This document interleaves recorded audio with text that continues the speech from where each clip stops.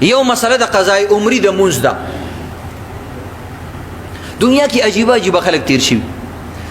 بعضې کسان وایي بس وروره چې څومره یو عبادت هم دی نه دی کړی، بس صرف توبه وباسه، بس قصه ختمه، هر څه معاف. که د 50 کالو مونځونه هم دی نه دي کړي، بس وایي توبه او بس هر څه معاف. مونږ یو دی بل سړي چې د 50 کاله دا تندیر زولولی دی او دا په یخنۍ او په دې ګرمۍ کې وروره دا استنجاګانې کړي دي، دا به چېرته ځي؟ او تا ورته 50 کاله مونځ دی نه کړی، بس توبه وباسه او بس قصه ختمه. دا خو ته خلک بېلمازه کې لګې، بس هر چا ته پته چې مونځونه نه کې، بس توبه وباسه، مونځ معاف کېږي، اسانه خبره ده. او بعضې کسانو وله یو شارټ کټ طریقه راویستې ده، انتهایي شارټ کټ.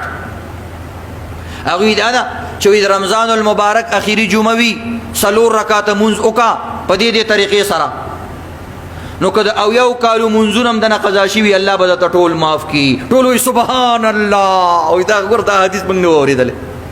دا سبحان الله په ارام کښېنه، 80 کاله مونځونه درته معاف شي. ولې 80 کاله عزتمندو هغه ځان نه په استنجا کولو باندې سرمن ولاړه کړې ده، او تا وروره به 4 رکاته مونځ وکړلو او بس شي. هغه غریبانانو په استنجاګانو باندې چې کوم دی ځان سپین راواړولو، او بل سړی دی وروره مونځونه هم نه کوي، وایي به دا دواړه برابر دي. نه، نیک عمل او بد عمل والا برابر نه دي.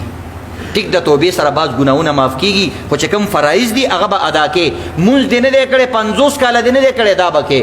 زکات دې 10 کاله نه دی ورکړی، معاف کېږي نه چې مسلمان یې 10 کاله زکات به ورکې. حج دې نه دی کړی، توبه دې وویستله، حج به ادا کې. حدیث پاک کی راضی نبی علیہ الصلوۃ والسلام فرمائی، بخاری شریف حدیث تے، من نام عن صلاة او نسیها فلیصلها اذا ذکرها لا کفارت لها الا ذلك.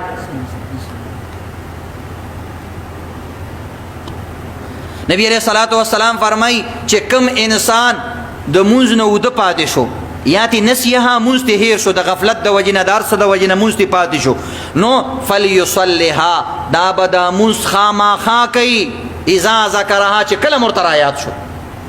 او بعضې الفاظ سره دي لا کفارت لها الا ذلك، د دې بله کفاره نشته دی، همدقه کفاره ده چې دا مونځ به دوباره ادا کوي. مونځ به چا باندې ډېر پاتې شوي، د هغې بیا مختصره شان طریقه ما مخکې بیانونو کې کړې ده، هغه طریقې سره دې کوي، خو مونځونه به کوي.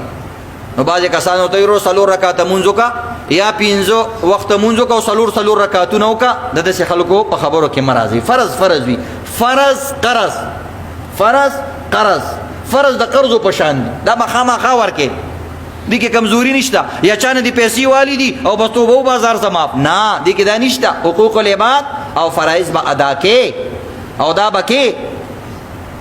او حدیث کې راځي چې کوم انسان 2 منځونه په یو ټیم جمع کی، قضای کی صرف په 2 منځونه په یو ټیم باندې جمع کی، وی د جهنم په دروازه باندې د نوم ولیکلی شي. او بل روایت کې راځي د کبیره ګناهونو په دروازو نه په یو دروازه باندې دا ورسېدلو. او نبی اسلام وایي څوک چې مونځ له نه راځي، جومات له نه راځي او مونځونه قضا کوي، زه غواړم چې د هغوی کورونو دوکانونو ته اور ورته کړم، ځوانان ځان سره والم، لرګي را جمع کړم.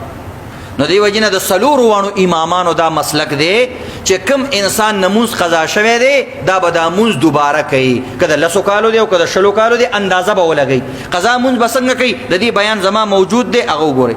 کم کس چې مونځ نه کوي، الله رب العزت چې کم دی شرک سره د دې تشبیه ورکړې ده قرآن کې، واقیموا الصلاة ولا تکونوا من المشرکین. ای زما بنده مونځ کوه، مشرک ځان نه مه جوړوه. مونځ دومره اعلی عمل دی. نو د دې وجې نه عزتمند، او په قبر کې به د ټول نه اول تپوس د مونځ کېږي چې د چا مونځ صحیح راووتو، د هغه به نور عملونه هم صحیح راوځي. نو قضای عمري صرف په 4 رکاته باندې ځان بچ کا، او شارټ کټ طریقه ده. هر سړی نه شارټ کټی دی، موبایل کې شارټ کټ، لاره کې هر شارټ کټ لاره به کمې وي، هر ځای کې شارټ کټ. اوس به مونځونه کې هم شارټ کټ، 4 رکاته باندې د 80 کالو مونځونه معاف کا.